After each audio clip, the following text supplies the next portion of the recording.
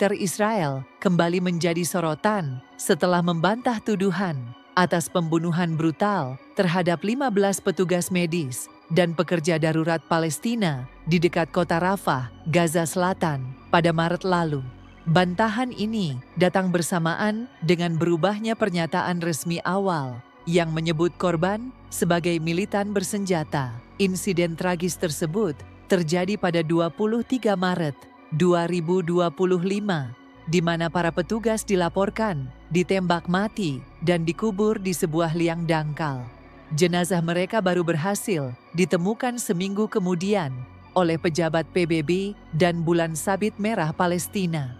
1 orang pekerja darurat lainnya hingga kini masih dinyatakan hilang. Dalam pernyataan awalnya, militer Israel mengklaim bahwa pasukannya melepaskan tembakan ke arah kendaraan yang mendekat tanpa lampu atau tanda identitas di tengah kegelapan malam, menganggapnya sebagai ancaman.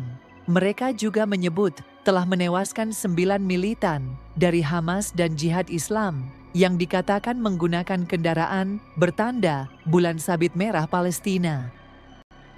Namun, kesaksian dan bukti visual yang kemudian muncul mematahkan klaim tersebut. Sebuah video dari ponsel salah satu korban yang tewas dipublikasikan oleh Bulan Sabit Merah Palestina. Dalam rekaman itu, terlihat jelas kendaraan ambulans dan mobil pemadam kebakaran yang memiliki tanda pengenal resmi dan lampu menyala ditembaki secara brutal oleh pasukan Israel. Satu-satunya korban selamat dalam insiden tersebut, Munter Abed, yang merupakan relawan Bulan Sabit Merah Palestina, turut memberikan kesaksian mengerikan. Ia menyatakan bahwa kendaraan darurat yang ia tumpangi dan kendaraan lainnya telah ditandai dengan jelas, namun tetap dihujani peluru oleh tentara Israel. Kami menerima panggilan sekitar fajar untuk membantu korban serangan udara di Al-Hashashin, Rafah. Begitu kami tiba, kami langsung ditembaki dan ditahan.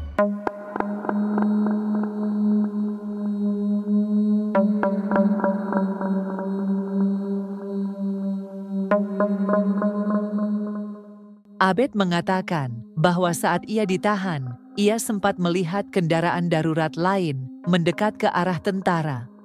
Saya menyaksikan sendiri kendaraan darurat sipil mendekat, lalu para tentara mulai menembaki mereka habis-habisan. Saya tak tahu apa yang terjadi pada orang-orang di dalamnya karena gelap, tapi suara tembakan sangat intens. Saya diperintahkan untuk membungkuk dan peluru seolah mengarah ke saya.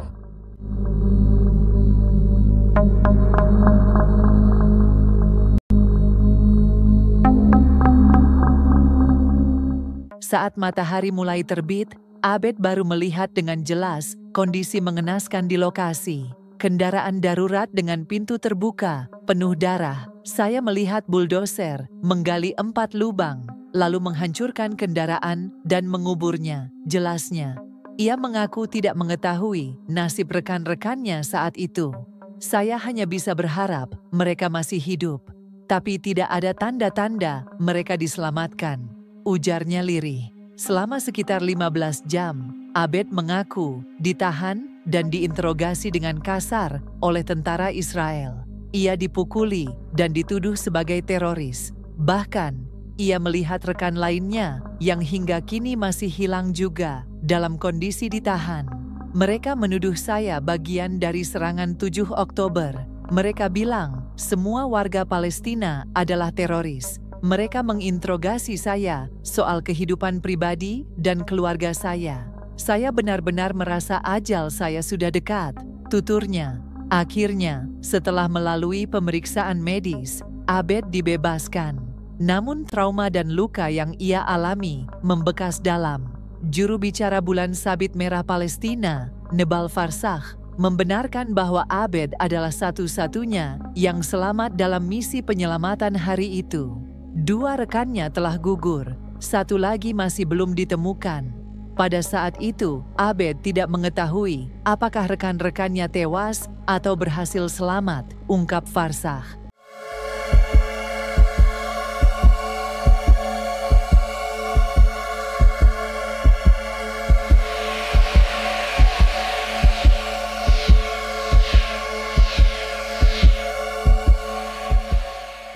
Peristiwa ini kembali menyoroti krisis kemanusiaan yang terus memburuk di Gaza, serta mempertanyakan akuntabilitas tindakan militer Israel terhadap warga sipil dan pekerja kemanusiaan.